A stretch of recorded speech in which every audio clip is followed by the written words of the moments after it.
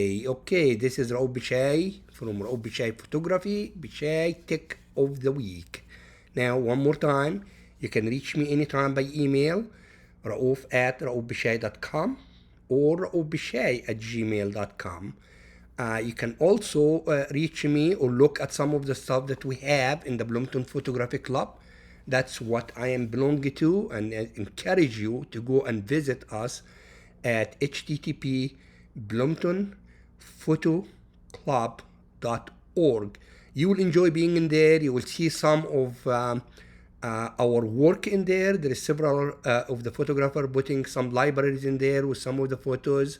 And also be encouraged to attend one of our general meeting, and there is a link in there where you can request to attend, and somebody will send you an email with the link. Anyhow, without further ado, what we're going to talk about this week is we're going to talk about selecting colors and the changing color within the photograph. I've been asked for that by several individuals, I guess, and we're going to try to see the way I do it. Now, once again, please understand, this is Photoshop. There is 101 way to do something. So anything. So you just do whichever way you are comfortable with. All right, in this case in here, I'm gonna minimize my screen a little bit so you can see the side of it, because that's gonna be important in the presentation to see exactly what I'm doing. So I just loaded the picture in here. It's a simple picture. By the way, I got this picture from Adobe Stock for free. Did not cost me anything, but that's because I'm also a member of their cloud, so I get updated automatically and I pay monthly fee. But even without that, there is all kinds of free images out there that you can use. So in this case, I wanted something to be very colorful. We have plain colors in it, things that we can change easily. So this is the picture that we have. Okay. We can see a background and we can see a subject. So let's try to change the background first. So the very first thing we need to do is add a new layer. And either you can go into layer and add new layer, or you can simply just go on the bottom here and click on the plus. Now I have a new layer. Now once I am in my new layer, I'm gonna go in there and I'm gonna click select. And out of my select, I am going to check to say color range. When I do color range, I get presented with this screen. All right. Now, there is different ways that I can see my color range. I can see it with grayscale, black matte, white matte, or quick mask. I prefer myself the grayscale, so I'm going to keep it at the grayscale. Now, as you can see in here, when you are in this selection tool, all right, we are selecting colors, and we have 3 eyedroppers. First dropper will select the color, second dropper can add to that color or can take away from that color. And we can do an invert in here, all right. For now, we want to do our selection. White reveal, black conceal. That means that anything in white would be selected. Anything in black is going to be deselected or not selected. So in this case, I want the background, so I'm going to click on it. Now, you can notice in here that there is something called fuzziness. And look what happened as I move this slider back and forth. It can add or can take away. That's how much fuzziness I want. I'm going to make it a little bit in here so I can see some stuff that got deselected. And the reason I did that, so you can use the eyedropper, the plus eyedropper, to add to your selection. And now I add it to my selection. But here is another issue also. You can look in here and you say that, okay, you added to selection, but guess what? There is some white in her pants in here I do not want to select. Okay, so take the white, the minus, and just deselect it, just a little bit. Don't do too much, because I just, I just took that off.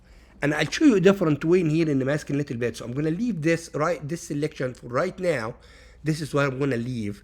I may wanna deselect her sweater to an extent, but if I do this, look what happened. It all gets splotches, right? So I'm gonna hit Command Z in there, and I'm gonna hit Command Z in this, and then I'm gonna go in here and add to the selection this and this, and show you in a minute how to correct this. So now I selected my color, right? I'm gonna say okay, so I'm out of there. So you can see in there my marching ants in here. They are saying this is your selection. All right. Now at this point, I am going to add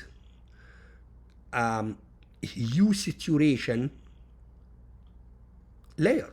That is the easiest way for me to change the color. And with the hue saturation, I can change the background color. And it's changing only the background color. Now notice though that her sweater is changing with it because it was selected. We will deselect it in a minute in here. So let's just get a color, maybe green, so we can see it. We can move the saturation down to change the type of green, color green, whatever, and now we select it. All right. Well, we selected this is fine, but I did not want to change the color of the sweater. Okay. So in this case, this is just a layer, and this is layer mask, right? So Option, hold down Option in Mac, Alt in Window, and click in the hue saturation. Now I bring it back. You remember white conceal, white reveal, black conceal. So let's take a paintbrush, make sure we're at default, we're sure at black, and let's hide the areas that we do not want it to be shown. So I don't want this pants, this part of pant, to be included in my coloring. I don't want the sweater to be included in my coloring. And if you want a little bit too much, you can go back again and just paint it white.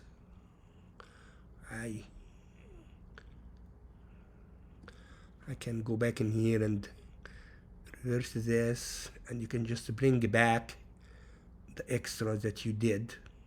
I'm not going to be very precise in here because we are just learning this anyway. We're not really doing it for post-production. All right. So now if I go back to my layer, I can see that I deselected the sweater, and now the sweater back to the original color. Okay, so wait a minute.